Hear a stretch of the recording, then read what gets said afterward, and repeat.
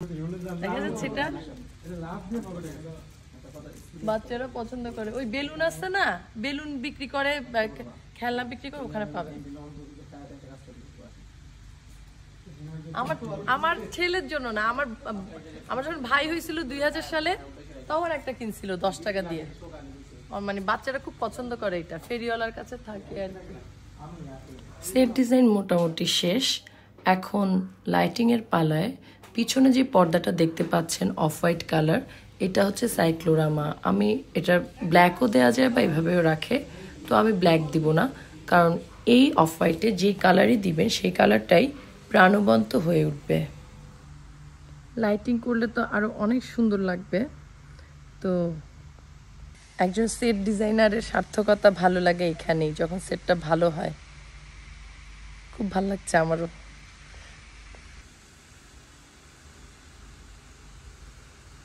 এটা যদি লং শটে ধরে আর কি, যখন লাইটিং হবে অনেক সুন্দর হবে। আমি বলেছি যে আমাকে পাঠাতে,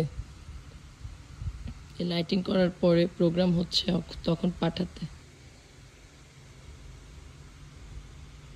আমার একটা স্বভাব হচ্ছে সবসময় আমি একটু সবুজ লাইফ পাতা খুব পছন্দ করি, যার কারণে আমি একটু মিডিলেও মানি প্ল্যান্ট রেখেছি।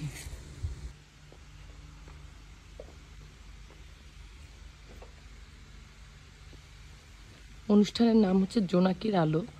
তো এই জিনিসটা ইউজ করে একটা আলোর ছটা, রঙের ছটা বুঝাতে চেয়েছি। আর বাচ্চারা তো সবুজের প্রতীক, তারুণ্যের প্রতীক। সবুজ মানে প্রাণের প্রাণবন্ত, সেটার জন্য আমি সবুজ পাতা নিয়ে আসছি। আর ওগুলো ডেপথ রেখে রেখে ইউনিটগুলো ইউজ করেছি। আসলে যে কোনো অ্যাঙ্গেল, আপনি অ্যাঙ্গেল চেঞ্জ করলেই কিন্তু বোঝা যাবে যে আপনার ডেপথগুলো কেমন। অর্থাৎ ক্যামেরার কারসাজি যত সুন্দর, ততই সেটটা ফুটে ওঠে।